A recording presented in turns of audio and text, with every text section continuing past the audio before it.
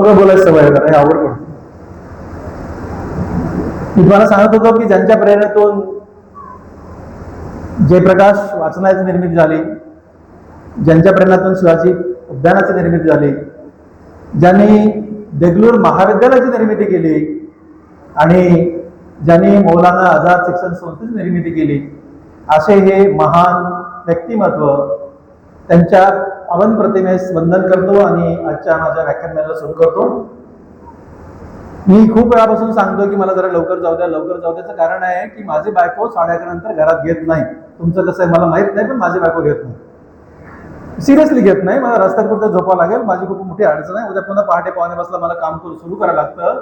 त्यामुळे मी खांदेकर साहेबांना सांगत होतो, मी किरणराज साहेबांना सांगत होतो की मला पटकन गुरुदान पळून जाऊ द्या. त्यांना कळेच ना, आता काय करावं म्हटलं. मी जरा साधा माणूस आहे, मी लहान आहे, माझे सगळे मालक आहेत. म्हणजे मला जेवढे मालक आहेत तेवढे तुम्हाला कोणालाच मालक नसतील, आणि तरी मला व्याख्यानमाला यायचं.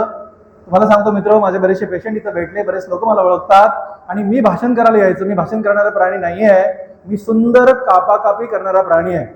मला सुंदर कापता येतं, मला सुंदर जोडता येतं. कापण्याने जोडणे, जगातलं सगळ्यात सुंदर कापणे, सुंदर जोडणे, ही डिग्री माझ्याकडे आहे. या जगातली सगळ्यात उंच डिग्रीचा मी डॉक्टर आहे, जगातल्या सगळ्यात उंच, याच्यानंतर डिग्रीच नाहीये, ही डिग्री माझ्याकडे आहे. मला भाषण करता येत नाही. मी आता खातगावकर साहेबांना सांगत होतो, त्यांना म्हणलं नाव मला लोक का बोलवतात मला कळतच नाहीये. आता इथं बरेचसे, मी आत्ताच एक माझा भरपूर तुमच्या देगलूरचे 2000 पेशंट माझे पेशंट आहेत. असा एकही महाराष्ट्रामध्ये जिल्हा तालुका गाव नाही ज्या गावामध्ये माझा पेशंट नाही. 77,000 ऑपरेशन मी केले, त्यातले 11,000 मी ऑपरेशन फ्री केलेत. त्यामुळे हा खूप मोठा, आता मी लहाने आडनावाने लहानेच आहे, लहान आयुष्यभर राहणार आहे, पण मी आता म्हातारा माणूस झालोय, मी 57 वर्षाचा आहे. तुम्हाला सांगतो की मी गेली 27 दिवस प्रॅक्टिस करतो, आणि मला लोक म्हणतात की भाषणाला चला. अरे कसं भाषणाला जायचं. मी आजही ना तुम्हाला सांगतो, दररोज पहाटे 5:45 मी कामाला लागतो मित्र.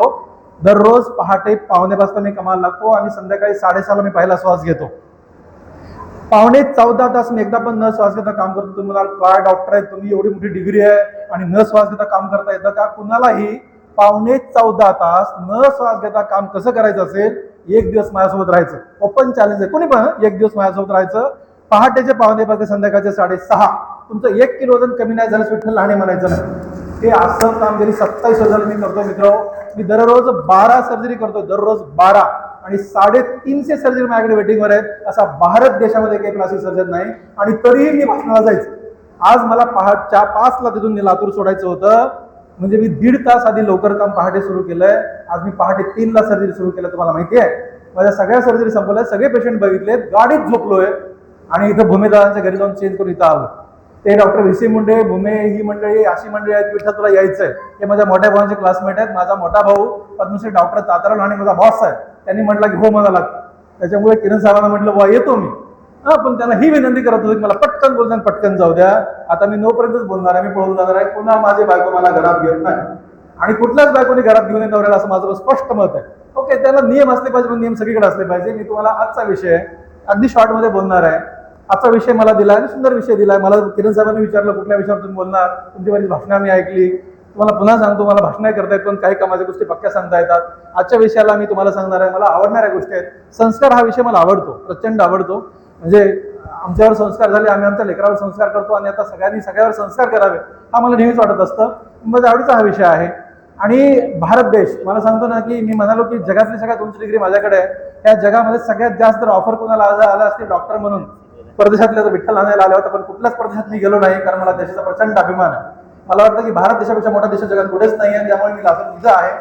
आणि म्हणून ना मी तुम्हाला या विषयावर जरा मांडणी करत असतो, पण तुम्हाला लक्षात राहावं, तुमच्या लक्षात राहावं म्हणून एक विषय सांगणार आहे. आणि कधी पण थोडंसं मी मुलांसाठी बोलत राहतो, मला ते आवडतं. आणि स्टुडंटला बोलताना मी काहीतरी त्यांना देत असतो. तुम्हाला पण मी आज काहीतरी देतो, एक शब्द देतो. इंग्रजी शब्द आहे, त्याचं मराठी सांगणार आहे मी तुम्हाला. नेमकं काय केलं म्हणजे आपण राष्ट्र उभारणीमध्ये काहीतरी हातभार लावू शकतो, असं काय करायला पाहिजे, असं जगावेगळं कुठली गोष्ट करायला पाहिजे म्हणजे आपण भारत देशाला काहीतरी चांगलं देऊ शकतो, आपण द्यायला पाहिजे. ते देण्यासाठी आपण काय करायला पाहिजे. तर हे देण्यासाठी ना आपल्या अंगात काही गुण असले पाहिजे, आपल्या अंगात काही गुण असले पाहिजे. ते कोणते गुण असले पाहिजे मी शॉर्टमध्ये सांगणार आहे. ते 5 प्रकारचे गुण आहेत, आणि त्या गुणाला मी रेकॉर्ड असं म्हणतो. Record, RECORD. एवढं स्पेलिंग सगळ्यांना येतं. रेकॉर्डचं स्पेलिंग येतं की नाही येतं? हो तरी म्हणा की नाही तरी म्हणा, येतं ना, बस संपलं. मग रेकॉर्ड आहे RECORD. मी मुद्दाम सांगतो लक्षात राहण्यासाठी. त्या RECORD मध्ये RECORD मध्ये आर आर आर आर या मी एक एक मला त्याच्या अल्फाबेटचा मिनिंग सांगणार आहे. आर म्हणजे काय, म्हणजे असा कुठला गुण असला पाहिजे आपल्यामध्ये की आपण देशाला काहीतरी करू शकतो. आर म्हणजे रेस्पॉन्सिबिलिटी, एक दायित्व. एक दायित्व आपल्यामध्ये असलं पाहिजे, जबाबदारी घेण्याची एक इच्छा असली पाहिजे आपल्यामध्ये. मी का करायचं असं म्हणलेली माणसं काहीच करू शकत नाही, पण मीच केलं पाहिजे असं नाही माणसं सर्वच काय करू शकतात. त्याला दायित्व असं म्हणतात, त्याला रेस्पॉन्सिबिलिटी असं म्हणतात. बघा एक छोटं उदाहरण सांगतो. माझ्या लेकाला, मला एकच मुलगा आहे, आता मी जनरल सर्जरी करतो. माझी बायको डेंटिस्ट आहे. तर तुम्हाला सांगतो ना की आम्हाला जरा स्वित्झर्लंड बऱ्यापैकी देश आवडतो. मला म्हणण्यापेक्षा माझ्या बायकोला, माझ्या लेकराला साधारणपणे मी दरवर्षी एकदा तिकडे जात राहतो.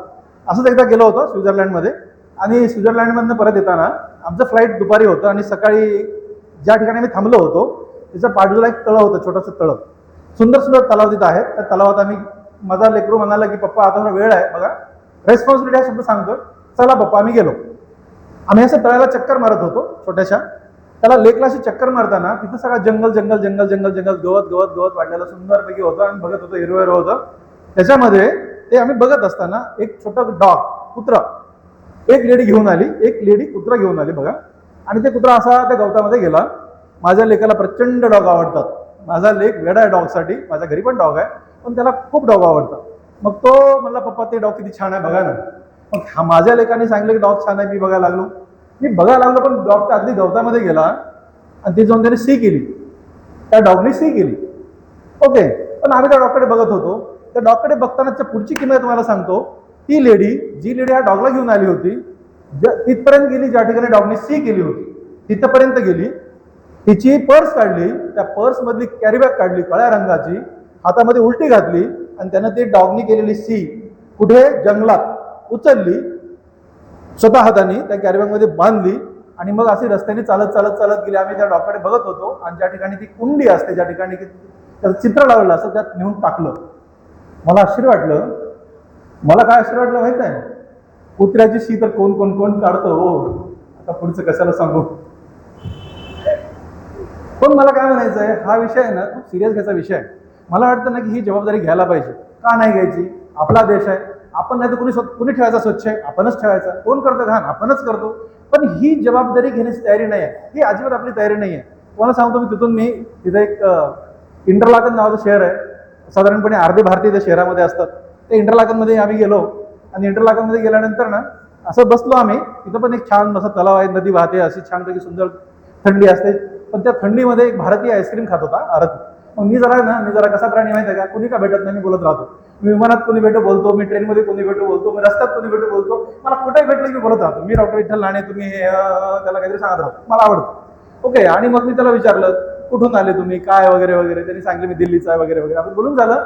ते आईस्क्रीम खातो, ते आईस्क्रीम खाऊन झालं.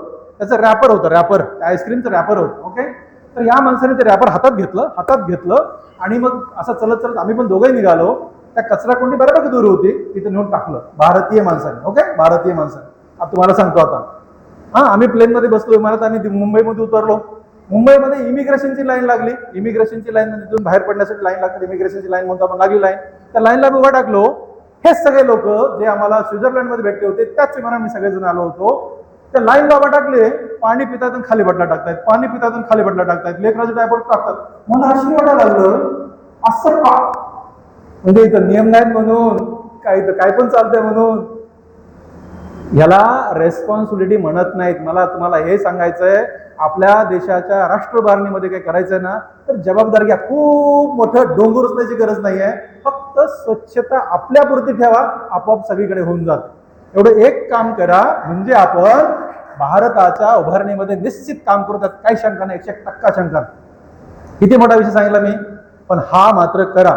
आतापर्यंत तुम्ही केला न केला माहित नाही, पण ह्या 40व्या व्याख्यानमालेमध्ये करायचं म्हणजे करायचं. हे मला सगळ्यांनी प्रॉमिस करा. सगळेजण प्रॉमिस करणार का? हात वर करा.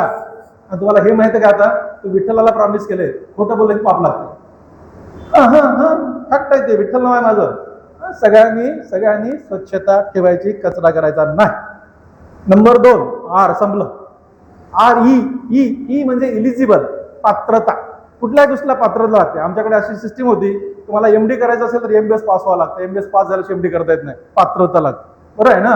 साहेबांनी एमपीएससी एक्झाम दिल्या, त्यांना अगदी ग्रॅज्युएशन व्हावं लागतं, त्याला पात्रता असं म्हणतात. हो ना, एवढं वय व्हावं लागतं, त्यामध्ये पात्रता पूर्ण मतदान आपण करतो. तसं ना आपल्या देशाच्या उभारणीमध्ये काहीतरी कॉन्ट्रीब्यूट करायचंय, काहीतरी चांगलं करायचं, त्याला माणसाला पात्र व्हावं लागतं. काय पात्रता पाहिजे तुम्हाला सांगतो मी आता, पाटील साहेब तुम्हाला सांगतो मी आता. चांगलं काम करणाऱ्या माणसाला खूप त्रास असतो. चांगलं काम करणाऱ्या माणसाला प्रचंड त्रास असतो. चांगलं जर कोणी काम करतंय ना त्याला त्रास देणारे लोक खूप जास्त असतात. काय देवालाच माहिती असं का घडले मला कधी कळतच नाहीये. पण जे कोणी चांगलं काम करतं ना त्याला आडखाटी आणणारा माणूस पावली सापडतो, फक्त तो चांगलं काम करतो म्हणून. त्यालाच ठोकतात लोक. म्हणजे अरे तुम्हाला काय सांगू आता, मला इतकं ठोकले लोकांनी, तुम्ही बिझनेस करू शकत नाही. मला आश्चर्य वाटतं यार, हा माणूस तुम्ही असं विचार तरी करता काय? नाही बरोबर आहे का हे म्हणतात ते खरं आहे का? म्हणजे त्या चांगल्या माणसाला आणि ना म्हणून पात्रता कधी सिद्ध होते, चांगल्या माणसाला त्रास देणाऱ्या माणसाला खळ म्हणतात. तुम्हाला हे माहिती आहे का? चांगल्या काम करणाऱ्या माणसाला जे कोणी त्रास देतं त्याला खळ म्हणतात.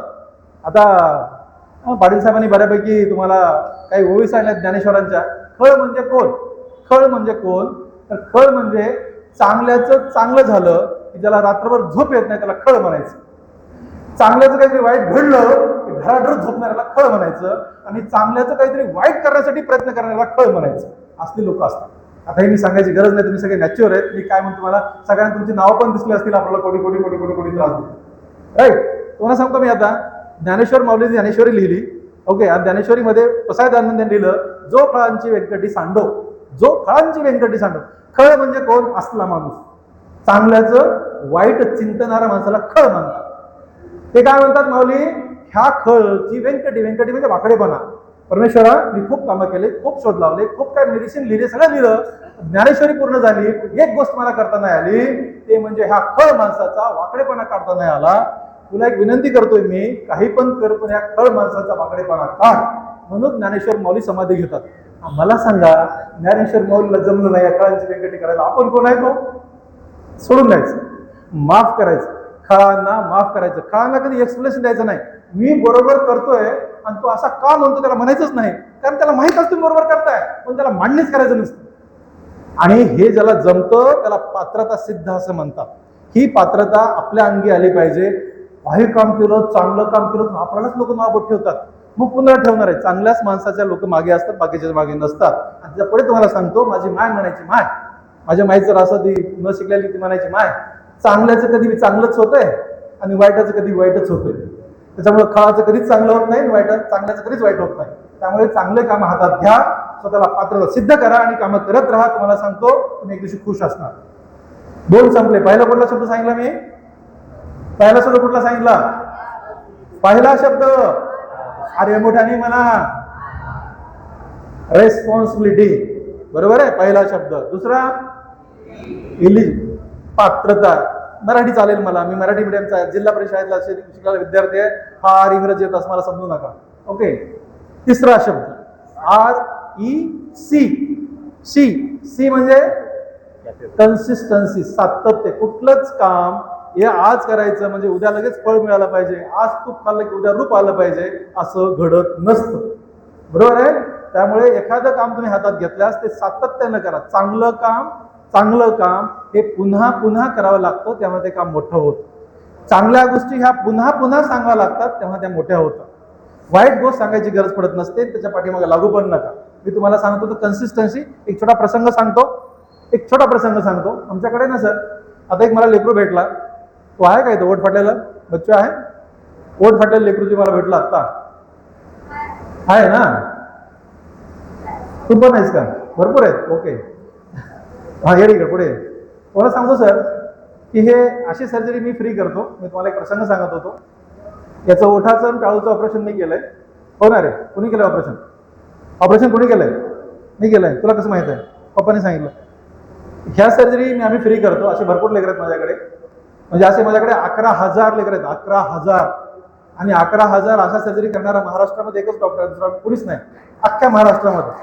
असे 11,000 मोफत सर्जरी करणारा एक पण प्राणी आत्ता तरी या घडीला महाराष्ट्रात नाहीये. ओके, अशा 11,000 सर्जरी आपल्या पूर्ण झाल्यात. आता मी तुम्हाला एक पॉईंट सांगत होतो. अशा सर्जरी करतो मी. आणि 2000 त्याचं पण केले माहिती आहे मला. राहू, मी तुम्हाला सांगत होतो की 2008 मध्ये मी अमेरिकेत गेलो. आणि अमेरिकेमध्ये डॅलास या शहरामध्ये डॅलास या शहरामध्ये कॉन्फरन्स होती. त्या कॉन्फरन्समध्ये बसलो मी. तिथे एक डॉक्टर समरलँड 80 वर्षाचा माणूस उभा राहिलेले प्रेझेंटेशन करत होते. ते म्हणाले, त्यांचं प्रेझेंटेशन संपलं 2008, म्हणजे मला प्रॅक्टिस करून सुरू करून फक्त 8 वर्ष झाली होती. ते म्हणाले की ओठ फाटलेलं सर्जरी जेव्हा करतो, टाळू फाटलेली सर्जरी तेव्हा करतो, या वयात करतो वगैरे वगैरे. असाच एक भारतीय माणूस खाली बसला होता, सर्जन प्लास्टिक उठले आणि डॉक्टर समरलँडला त्यांनी प्रश्न विचारला, सर 12 वर्षाचं लेकरू तुमच्याकडे आलं, 12 वर्ष, ओठ पण फाटलाय, टाळू पण फाटलाय, तुम्हाला सातत्य सांगतोय, कन्सिस्टन्सी, जर दोन्ही फाटलं तर तुम्ही पहिलं ऑपरेशन कोणतं कराल, आधी टाळूचं कराल कधी ओठाचं कराल? अरे यार, मला एवढा चिल्लर प्रश्न एवढ्या मोठ्या माणसाला का विचारला असेल? मी सांगतो ना, पण ते नियम असा असतो की खालच्या लोकांनी बोलायचं नसतं. कॉन्फरन्सचे नियम आहे ते. मी गप्प बसलो. तेवढ्यामध्ये डॉक्टर समरलँड म्हणाले, वेल मला माहित नाही. माहित नाही? अरे मला माहित नाही, मी सांगतो कधी करायचं ते. मग समरलँडला पुढचा प्रश्न विचारला खालच्या माणसाने, पण नेमकं का माहित नाही तुम्हाला, नेमकं तुम्ही कसं करता? डॉक्टर समरलँड इंग्लंडचे आहेत, लंडन या देशाचे. तर त्यांनी म्हणाले की आमच्या देशामध्ये गर्भाशयामध्येच हे कळतं की ही ओठ फाटला का टाळू फाटली आहे. जन्माच्या वेळेसच आमच्याकडे लेकरं येतात, तेव्हा आम्ही आई वडिलांची काउन्सिलिंग करतो. 3 महिन्याचं लेकरू झालं की आम्ही ओठाचं ऑपरेशन करतो आणि 10 ते 12 महिन्यामध्ये आम्ही टाळूचं ऑपरेशन करतो.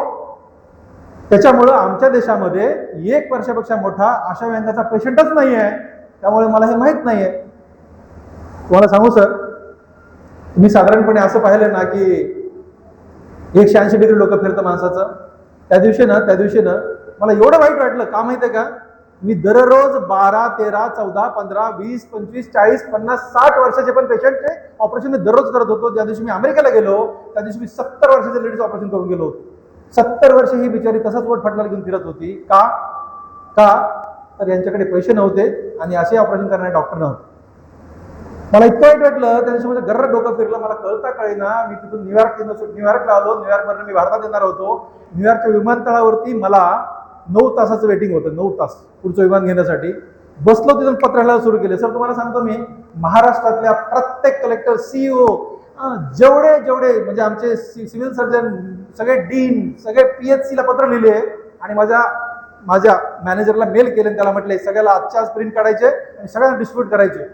हे सर्जरी आपण फ्री करतो. आपण हे सांगायचं. स्माइल ट्रेन नावाचे संघटन आहे, आम्हाला मदत करतं. आपण हे सर्जरी फ्री करतो हे सगळ्यांना सांगा. पेशंट आमच्याकडे पाठवायला सांगा. तो म्हणाला, सर तुम्ही अमेरिकेत मला रागवताय का?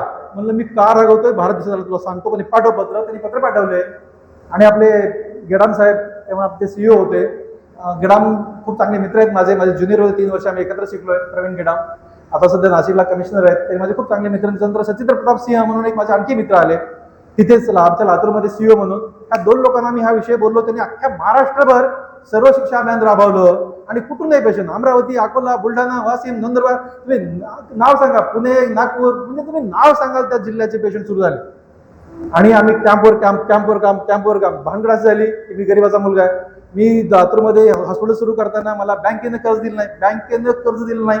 कारण माझ्याकडे मॉर्गेज करायला काहीच नाही आहे. अशा घरचं हे लेकरू आणि फ्री करायचं. कसं फ्री करायचं? तुम्हाला सांगतो मित्र, आम्ही काम सुरू केलं आणि मला असिस्ट करायला कोणी माणूस मिळेना. असिस्ट करणारा डॉक्टर म्हणायचा की मला पगार वाढवा, तर मी पुढचं करतो. पगार कुठून वाढवायचा, मला मोफत करायचंय. मग शेवटी माझी बायको मला म्हणाली की मी तुमची असिस्टंट बनते. बायको कधी असिस्टंट बनत नसते. बायको कधी असिस्टंट बनत नाही. पण माझी बायको, मी खूप ग्रेट माणूस आहे, मी खूप नशिबान माणूस आहे की माझी बायको मला प्रचंड सांभाळते. मला खूप असा अभिमान आहे की मीचा नवरा आहे, ती माझी बायको आहे. तिने ह्या यज्ञात उडी घेतली आणि तिने असिस्ट करायला सुरू केलं आणि आमची टीम बनली, छोटीशी टीम बनली आणि आम्ही कामावर काम सुरू केलं. मित्र, तुम्हाला सांगतो 2008 मधला हा प्रसंग आहे. 2018 मध्ये बारकाईन ऐका. ओपीडीत बसलो होतो. एक पेशंट आली एक हातात सोनोग्राफी रिपोर्ट घेऊन आली. मी म्हणलं काय मावशी? म्हणे ही सोनोग्राफी रिपोर्ट आहे सर, आणि असं सांगतो हा रिपोर्ट की माझ्या पोटातल्या बाळाला ओठ फाटला आणि टाळू फाटली. अरे वा, इतका आनंद झाला. तुम्हाला सांगतो मी, माझा आनंद गगनात मावत नव्हता. तिला मी घेतलं जवळ, तिला सगळा सल्ला दिला आणि तिथून पुढे आता साधारणपणे दररोज ओपीडीमध्ये दोन तरी सोनोग्राफी रिपोर्ट माझ्याकडे येतात. आणि मग ब्राझीलला 2022 मध्ये मी ब्राझीलला गेलो तिथे डॉक्टर समरलँड आले होते. समरलँड साहेबांना म्हटलं, सर आमच्या देशामध्ये सुद्धा गर्भाशयात लेकरू असतानाच लोक आमच्याकडे येतात.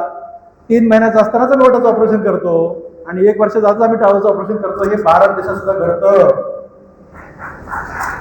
याला काय म्हणतात? सातत्य. कुठलीही गोष्ट चांगली घडवायची असेल ना, त्याला सातत्य लागतं, कन्सिस्टन्सी लागते. तुम्हाला सांगतो, तुमच्या लेकरांनी पण अभ्यास करायला पाहिजे, तुम्ही पण त्याच्याकडे लक्ष सातत्यानं दिलं पाहिजे. चांगल्या गोष्टी पुन्हा पुन्हा लेकरांना कुठली चांगलं सांगितलं, लेकर चिडतात, पुन्हा सांगायचं, पुन्हा चिडतात, पुन्हा सांगायचं, पुन्हा चिडतात, पुन्हा सांगायचं, एक दिवस चिडत नाही. चांगल्या गोष्टी ह्या पुन्हा पुन्हा सांगायच्या असतात, त्यात सातत्य ठेवायचं असतं. पहिला शब्द सांगितला रिस्पॉन्सिबिलिटी, दुसरा सांगितला एलिबिलिटी, तिसरा सांगितला कन्सिस्टन्सी, चौथा ओ इज ऑब्झर्वेशन. निरीक्षण करायचं असतं. कशाच निरीक्षण करायचं? नेमकं असं काय बघायला पाहिजे? तुम्हाला एक छोटा प्रसंग सांगतो मी. जे आता सांगत होतो ना, हे ओठ टाळूचे ऑपरेशन आपण करतो, फ्री सर्जरी करतो. तर असंच एका लेकराची आम्ही फ्री सर्जरी करतो ओठाची, आणि आज सर्जरी करतो, उद्या सुट्टी देतो. टाळूची आज करतो, 2 सुट्टी देतो, 2 दिवसांनी, असा आमचा प्रोटोकॉल आहे. मी राऊंड घेत होतो. मी जरा खूप काम करणारा प्राणी आहे मित्र. दररोज 12 सर्जरी 150 लोकांना तपासतो. मी असं सेकंद मोजतो. सेकंद माझ्याकडे मिनिट कुणीच मोजत नाही. प्रत्येक माणूस सेकंद मोजतो. 15 सेकंद, 20 सेकंद असं मोजतो आम्ही दररोज. आणि एवढ्या कामामध्ये मी राऊंड घेताना, आता बरेच पेशंट पण आहेत माझ्या इथे, माहित आहे, एकदाच मी सगळ्या लोकांना घेऊन राऊंड घेतो. माझ्या वॉचमॅनसह माझ्या सगळे सोबत लोक असतात. मोठे युनिट मी सांभाळतोय. 150 लोक माझ्याकडे काम करतात. त्यामुळे मला ना हे खूप असे सगळा पसारा एकटा माझ्या डोक्यावरती आहे. त्यामुळे मी सगळ्यांना सोबत घेऊन इन्स्ट्रक्शन देतो. सगळेजण सोबत होते. मी राऊंड घेत होतो. परवा सर्जरी झाली होती, परवा एका ओठाची, आणि आज मी राऊंड घेत होतो. तर ती आई त्या लेकराला घेऊन अशी उभी होती. तिला काल सुट्टी झाली होती, ती आज उभी होती. मला ही का उभी टाकली आहे? तिला काय अडचण आहे? मला प्रश्न पडला, आणि माझ्या असिस्टंटला मी विचारलं, का बरं जात नाही? हिला काय प्रॉब्लेम आहे? ते मला माहित नाही सर, काय प्रॉब्लेम मला माहित नाही आहे. मी तिच्या जवळ गेलो. मावशी म्हणलं, ज्याचं ऑपरेशन फ्री, म्हणजे आम्ही 1 रुपया घेत नाही. 1 रुपया म्हणजे आम्ही कशालाच पैसे घेत नाही. मेडिसिन नाही, म्हणजे कशासाठी पैसे घेत नाही आम्ही. त्याची तपासणी असो, सर्जरी असो, ऑपरेशन नंतरचे मेडिसिन सगळं फ्री देतो आम्ही. तिला प्रश्न पडला, आता एवढं सगळं फ्री केलं, ही घरी का गेली नाही? तिच्या जवळ गेलो. 8 महिन्याच लेकरं होतं. ती बिचारी उभा टाकली होती. मी म्हणलं, मावशी तुम्हाला काल सुट्टी झाली? हो झाली. घरी नाही गेले? नाही गेले. का नाही गेले? ती का म्हणाली बघा. ती म्हणाली, सर गावाकडे जाण्यासाठी तिकटाला पैसे नव्हते, म्हणून हिचे वडील आडतीवर गेले आणि आम्हाला पैसे मिळाले नाहीत, म्हणून आम्ही काल गेलो नाही. मला प्रचंड वाईट वाटलं मित्र. एवढ्यासाठी वाईट वाटलं, भूमिदादा बसले, त्यांना माहित आहे की माझे मोठे बंधू पद्मश्री डॉक्टर ताताराव लहाने आणि हा विठ्ठल लहाने, आम्ही दोघंही भाऊ, आमच्या शिक्षणाच्या गावापासून आमच्या गावाकडे 8 रुपये तिकीट होतं. 8 रुपये. आम्ही 8 रुपये देऊ शकत नव्हतो, कारण वडील 20 रुपये कर्ज काढून आम्हाला महिना देत होते. त्यामुळे आम्ही एक वर्ष गावाकडे जात नव्हतो. एक वर्ष गावाकडे जातच नव्हतो. मग एकदाच मी विचारात खोल गेलो, एकदम गुरफटून, की मला ह्या पण बाईची हीच अवस्था असेल. माझ्या डोक्यात असा प्रश्न आला. मी तिच्याकडे बघतो, ती माझ्याकडे बघतो. आम्ही दोघं काय बोलत नव्हतो. तेवढ्यात माझा असिस्टंट म्हणाला, सर पुढचा राऊंड राहिला. जागा झालो, त्यातले 500 रुपये काढले, हातात दिले, आणि पुढचा राऊंड कंटिन्यू केला. राऊंड काढून मी ओपीडीत बसलो की मी एक पेशंट बघत नाही. मी इमानदारीच प्रॅक्टिस करतो. मला असं वाटतं की पेशंटला 1 रुपया जास्त घेतला आणि 1 शब्द खोटं मला पाप लागतं, त्या आयुष्यात कधीच करायचं नाही, आणि मी मरेपर्यंत कधीच करणार नाही. ही शपथ घेऊन त्या खुर्चीत मी दररोज बसतो.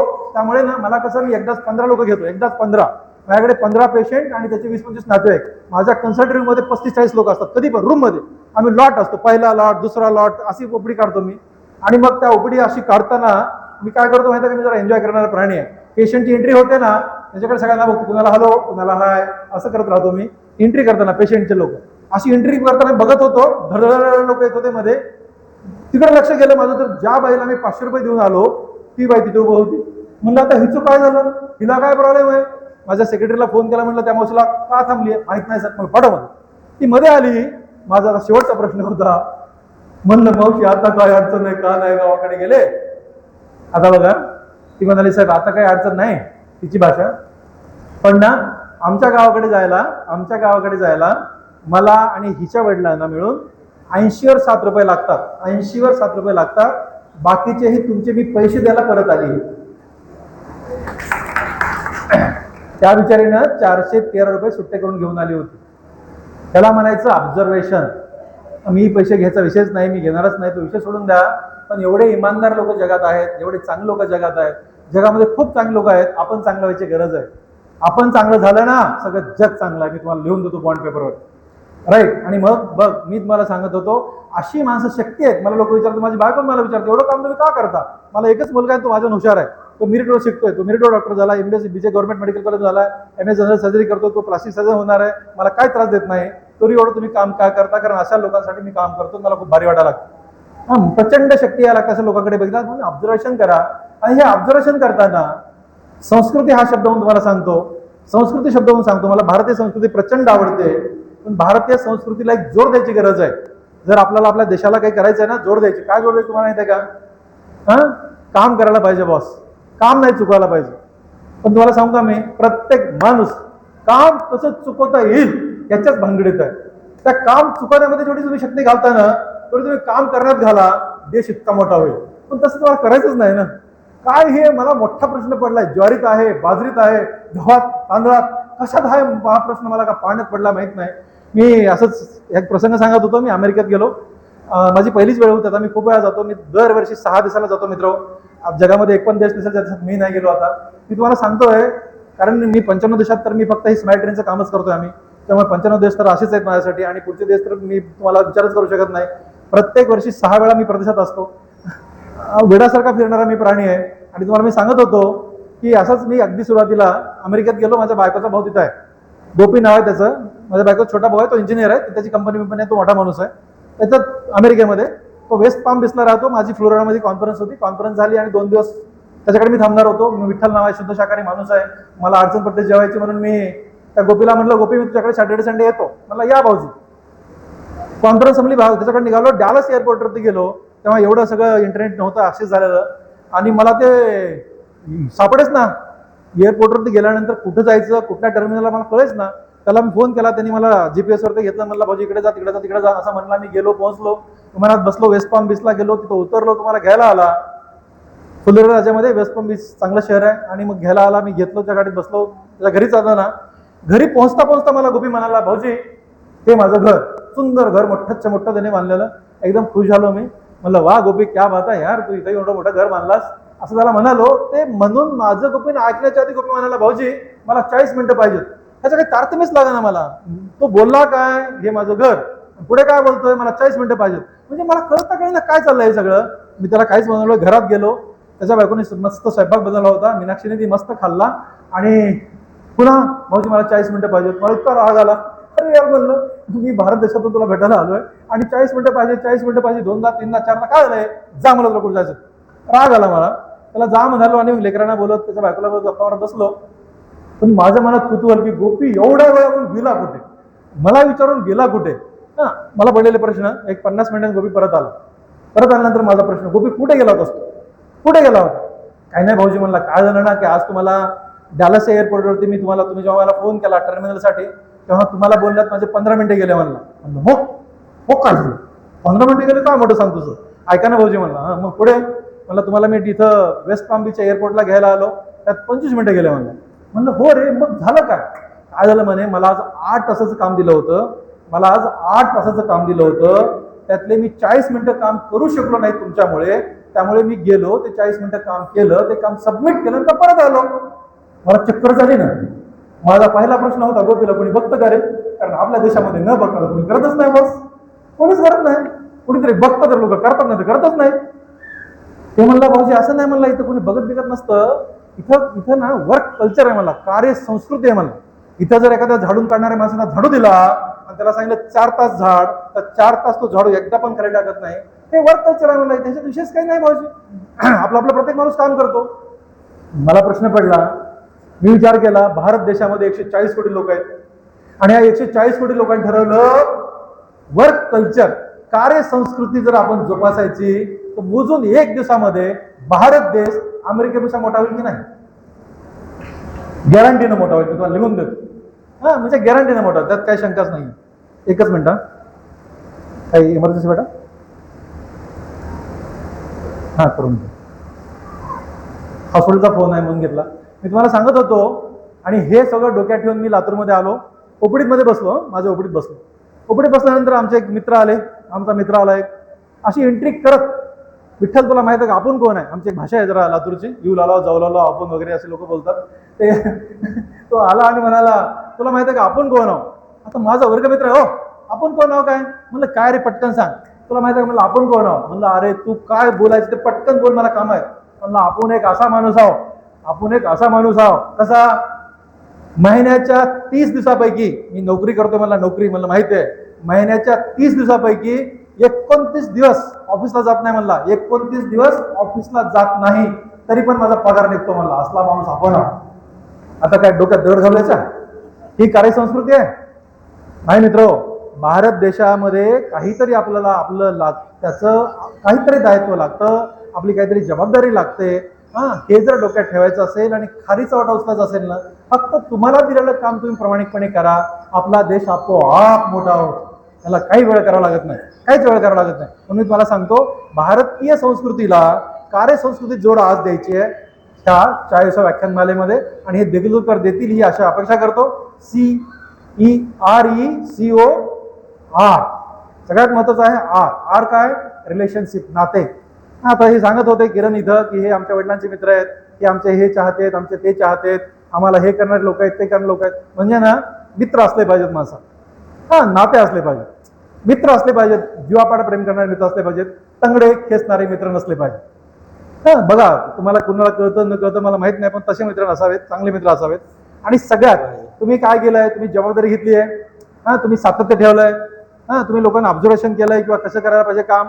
एवढं सगळं केल्यानंतर जर हे चांगलं कर्तृत्व, चांगलं काम तुम्हाला जर लाईफभर एन्जॉय करायचं असेल ना, तर नातं जपता आलं पाहिजे. नातं ते कुणाशी नातं जपता आलं पाहिजे? एक मित्रांशी. हा तर महत्त्वाचा विषय आहे. पण सगळ्यात महत्त्वाचं काय, तर आपल्या कुटुंबाशी नातं जपता आलं पाहिजे. ज्यांना ज्यांना कुटुंबाशी नातं जपता आलं, ती माणसं मोठे होतात, बाकीचे माणसं मोठे होऊच शकत नाहीत, आणि झाले तर ते खुश राहूच शकत नाहीत. मी तुम्हाला बॉन्ड पेपर लिहून देतो. ओके, फक्त पैसे म्हणजे सगळं नाही, फक्त गाड्या गोड्यामध्ये सगळं नाही. सर्व काय आहे, तर आपल्या घरामध्ये स्वर्ग आहे, त्याला स्वर्ग आहे असं म्हणतात, बाकी त्याला म्हणत नाही. घरात स्वर्ग असला पाहिजे. मला माहित नाही तुम्हाला किती लोकांना कळतं, पण ना एकदा ना तुम्हाला कळतं न कळतं मला माहित नाही, पण जेव्हा जमेल तेव्हा ज्यांच्या आईसोबत आहेत नाहीत, एकदा ना आपल्या आईच्या पाया पडायचा दिवसामध्ये एकदा बघा करून. मला वाटतं की विठ्ठल लहाण्याचं जे यश आहे ना, फक्त माझ्या माईच्या पायामुळे, दुसरं काहीच कारण नाही आहे. आणि एकदा आईच्या मांडीवर झोपत जा. मी 55 वर्ष दररोज माझ्या माईच्या मांडीवर झोपत होतो. 55 वर्ष दररोज मांडीवर झोपत होतो. ओके, मला माहित नाही तुम्हाला किती लोकांना कळतं, पण हे कळलं पाहिजे. आणि माय बाप, मी आणि माझी बायको, माझा मुलगा, एक जेवण आम्ही एकत्र करतो. तुम्हाला सांगतो, एकदा आई वडिलांसोबत जेवण करा, बघा किती मजा येते. बापाने आपली वाट बघावी, माईने आपली वाट बघावी, लेकराने आपली वाट बघावी. ओके, याच्यात जे सुख आहे जगात कुठं सुख नाही आहे, बाकी कशाचं सुख नाही आहे. फॅमिलीला अटॅचमेंट असली पाहिजे. तुम्हाला सगळ्यांना माहिती आहे का की तुमच्या आईला काय आवडतं? सगळ्यांना तुमच्या आई तुम्हाला काय आवडतं माहिती आहे. एवढं लेकरू असताना म्हणून सगळ्यांना माहिती असतं आपल्या लेकराला हे आवडतं, ते आवडतं, ते आवडतं. माझा एक तुम्हाला प्रश्न आहे की तुमच्यापैकी किती लोकांना तुमच्या आईला काय आवडतं माहित आहे? तुमच्यापैकी किती लोकांना तुमच्या आईला काय आवडतं माहित आहे? प्रामाणिकपणे हात वर करा. वेड्या, मला माहित आहे माझ्या माईला काय आवडतं. तुझा पुढचा प्रश्न आहे, तुमच्यापैकी किती लोकांनी आपल्या माईला काहीतरी करून खाऊ घातलंय? आणखी वेड्या, मी माझ्या माईचा चहा, माझ्याकडे 150 नोकर आहेत, असा हात वर केला इथं 10 माणसे, असा हात मला 10 माणसं. ओके, पण माझ्या माईचा चहा मी दररोज मी बनवतो. मी म्हणजे मीच बनवतो. राईट, नुसतं बनवतो नाही, ते बनवून तिला थंड करून पाजवायचं. आणि पुढचा प्रश्न, माई चहा का झाला ग? आणि ती म्हणायची माय मत झालं. 1.5 वर्षापासून आता माय आपल्यात नाहीये. मी इतका मिस करतोय, वेळासारखा मिस करतो, वेळासारखा मिस करतो. तुम्ही चहा प्यायचा मला तरी माझे डोळे भरतात.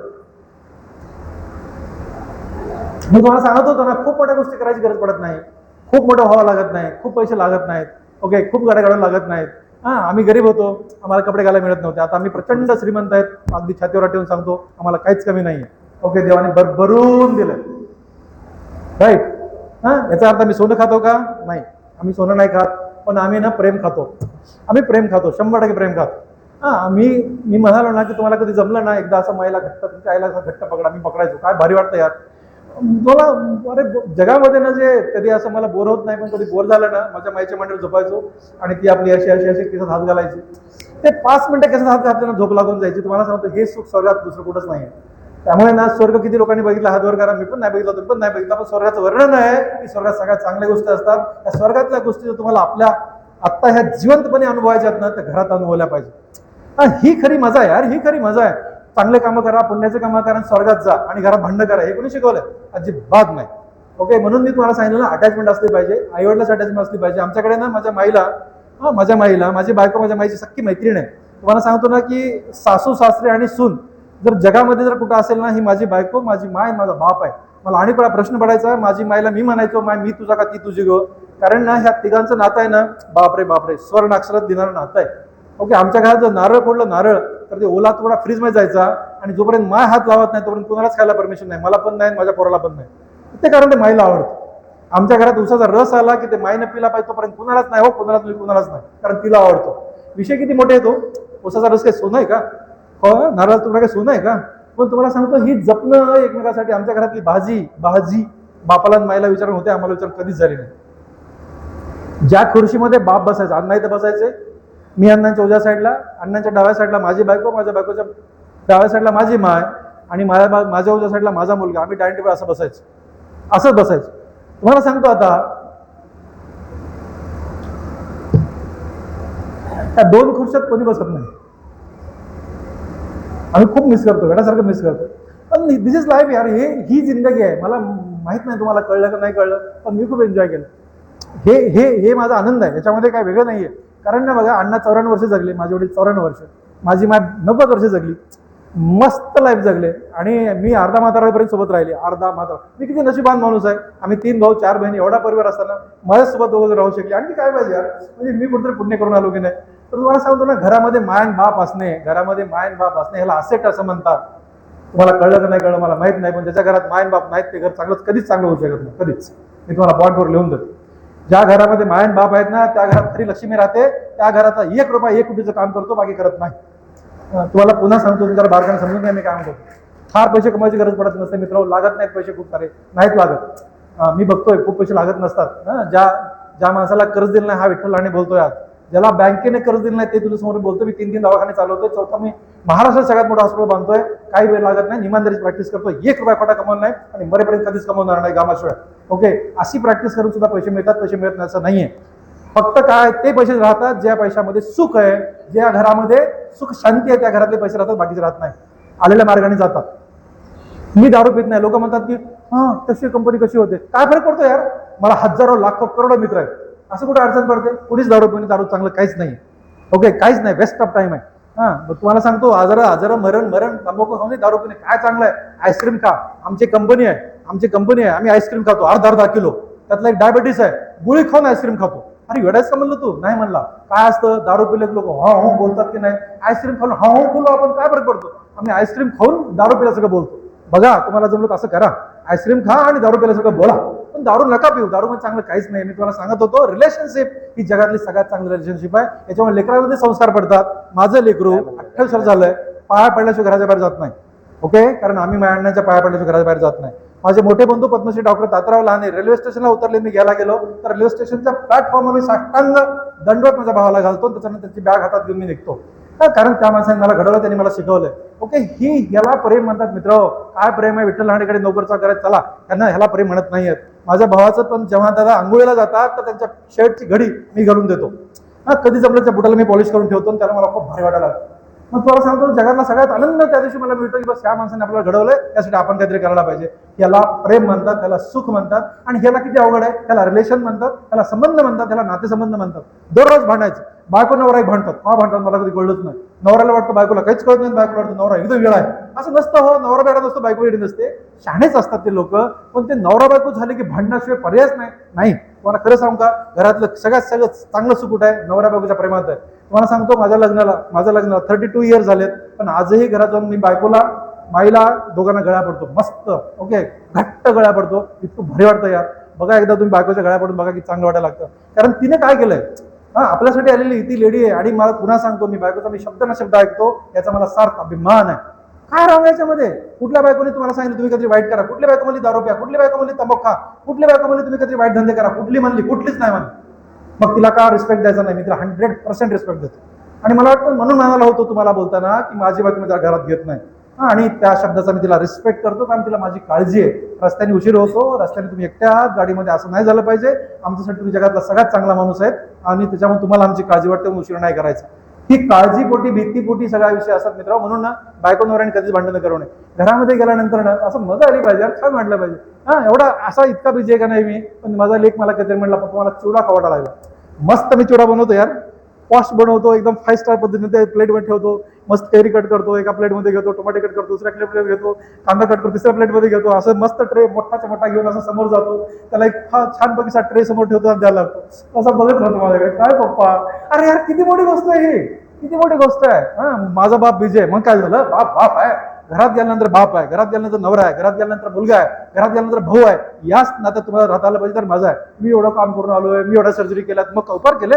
घरामध्ये गेल्यानंतर घरासारखं राहायला पाहिजे. आणि ह्याच्यात खरी मजा आहे. मला खूप टेन्शन आहे, मला खूप टेन्शन आहे. अरे असं तुम्हाला सगळं टेन्शन घ्यायला, टेन्शन घ्यायची गरज नाही मित्र. फार पैसे कमायची गरज नाही. घरामध्ये सुख असेल ना, बघा काय माहितीये का, तुम्हाला खूप जास्त विचार करायची गरज नाही. फक्त घरात तुम्ही सुखी राहा. नवरा बायको भांडणं करू नका. मी तुम्हाला पुन्हा नवऱ्यांना सांगतो, घरामध्ये गेलं माईचा मी बायको चेहऱ्याकडे बघतो आणि या दोघं चेहरा जर थोडा पडलेला असला, माझी माझ्या बायकोची सख्खी मैत्रीण आहे, तिला काहीतरी झालं तर हिचा चेहरा पडतो, नाही तिचा चेहरा पडत नाही, कधीच नाही, कधीच. आणि तिला कशाला झालं हे माहित नसतं. मग मी जातो आणि सगळ्यात पहिले सॉरी म्हणतो. मला काहीच माहित नसतं काय झालं की काय नाही, काय करायचं आपल्याला, जे काय असेल त्याचे सॉरी.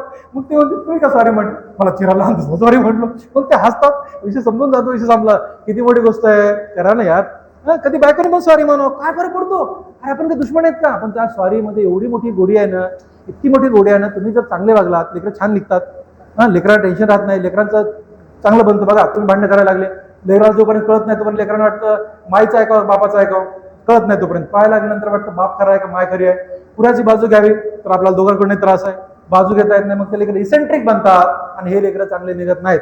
लेकरं चांगले घडवायचे असतील तर नवरा बायकोनी भांडणं करू नये.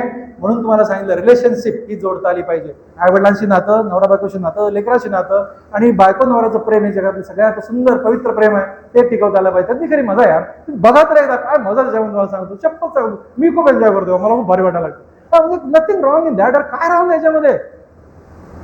तुझ्या पुढे माझ्या बायकोने जरी मला कधी म्हणले हे करून दे, मी तेवढ्याच उत्साहाने करून देईन बॉस. काय त्याच्यामध्ये नथिंग रॉंग इन दॅट. मला खूप भारी वाटायला लागतं. तिने मला कधी म्हणाली ना जा मला कॉफी बनवून आण, तर मी खुशीने जाऊन बनवून आण. म्हणजे असं याच्यातली कुठलीच अडचणीची गोष्ट नाही. मी तुम्हाला सांगतो, रिलेशन चांगले ठेवा. आणि हे सगळं ठेवताना कोण ठेवू शकतं. शेवटचं मूळ अक्षर आहे डी. D is discipline. तुम्हाला शिस्तीत राहायला पाहिजे. आमच्याकडे ठरलेलं असतं, सकाळची सर्जरी, पहिल्या सर्जरीचा पहिला ठोका, इतके वाजून इतके मिनिटं इतके सेकंद असं ठरलेलं असतं. ओके, माझी 11 लोकांची टीम आहे. सकाळी मी 12 सर्जरी करतो. राईट. प्रत्येक माणसाला मी उठवतो.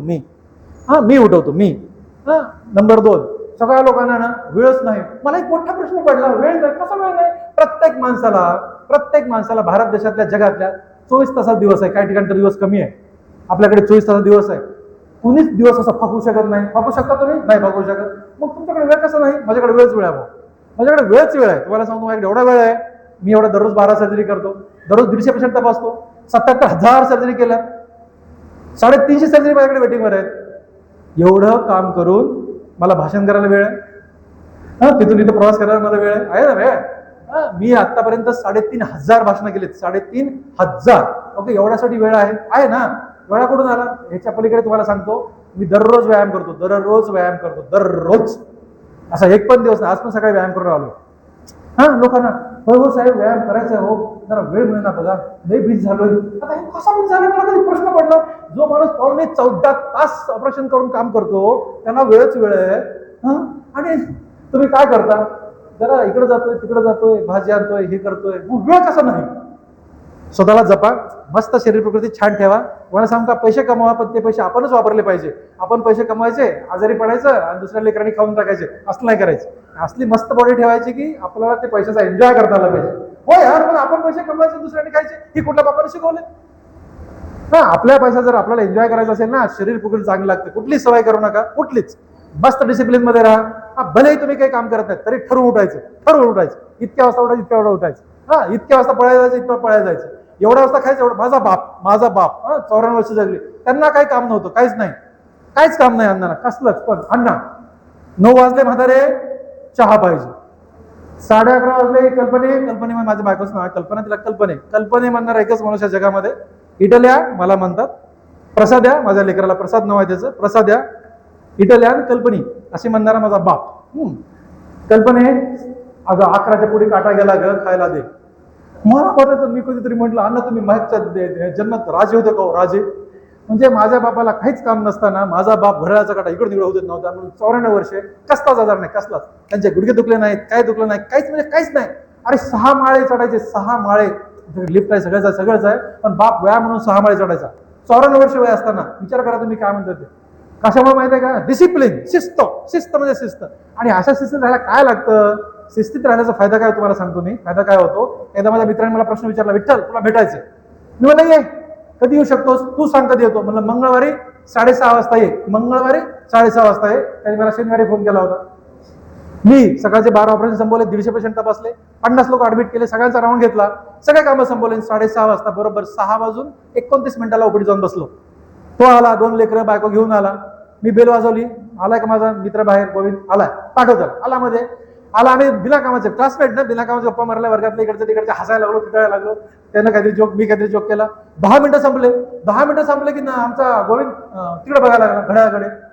15 मिनिटं मी गप्पा मारतो, पुन्हा घड्याळाकडे बघायला लागला. म्हणलं काय तुला कुठे जायचंय का? ते म्हणला विठ्ठल मला कुठे जायचं नाहीये, पण जेव्हापासून मी 3 दिवस झालं सांगतो मी विठ्ठल लहानला भेटायला चाललोय, प्रत्येक मित्र प्रत्येक नातेवाईक मला म्हणतोय म्हणे तू तुला वेळ देऊच शकत नाही. मिनिट सेकंद म्हणणारा डॉक्टर आहे तो, तुला वेळ, अरे बोलवलं तरी 6:30 तुला 1 सेकंद पण देत नाही. असं प्रत्येक माणूस मला म्हणत होता म्हणे तुझ्याकडे आलोय आणि तुला काहीच काम नाही म्हणे, मोठा सक बसलायस, तुला काहीच काम नाही. बघा हे पण आपल्याला देता आलं पाहिजे. मला खरंच काही काम नाही, एवढं काम करणाऱ्या माणसाला मी काहीच काम जाणून देत नाही, मला काम आहे. नातेवाईकाला पण वेळ देता आला पाहिजे, लेकराला वेळ देता आला पाहिजे, बायकोला वेळ देता आला पाहिजे, आईवडिलांना वेळ देता आला पाहिजे, समाजासाठी वेळ देता आला पाहिजे आणि त्याच्याच बरोबर स्वतःला पण सांभाळता आलं पाहिजे. त्याला डिसिप्लिन असं म्हणतात. आणि म्हणून मी आजच्या या प्रसंगी सांगतो, 40व्या ह्या व्याख्यानमालेसाठी मी तुम्हाला सांगतो की या अशा चांगल्या माणसाच्या व्याख्यानमालेसाठी इथं येता आलं आणि तुम्हाला रेकॉर्ड हा शब्द सांगता आला. परत त्याचा रिवाइज करा. आर म्हणजे काय?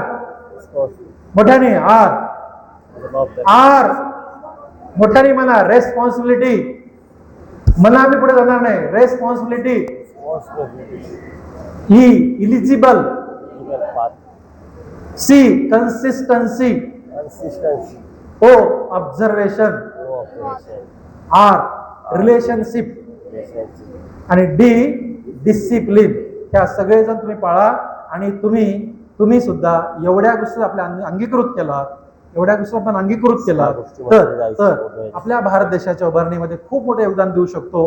बघा कोणीतरी पंथी लावावी चांगल्या आचाराची विचाराची. मी ठरवलं कुणाला काय म्हणायचं सोडून द्या, आपल्याला कळतं ना चांगली एक आपण पंथी लावायची. दुसरा चांगला विचाराचा माणूस म्हणेल की बॉस त्यांनी चांगल्या विचाराची पंथी आपण लावू, तिसरा म्हणेल आपण लावू, चौथा म्हणेल आपण लावू. असं करत करत सगळ्या पंथ्या लागल्या जातील चांगल्या विचाराच्या, चांगल्या आचाराच्या, चांगल्या कृतीच्या आणि हा सगळा अंधार दूर होईल आणि आपला भारत देश एकदम सुजलाम सफलाम होईल अशी अपेक्षा ठेवतो. धन्यवाद धन्यवाद धन्यवाद.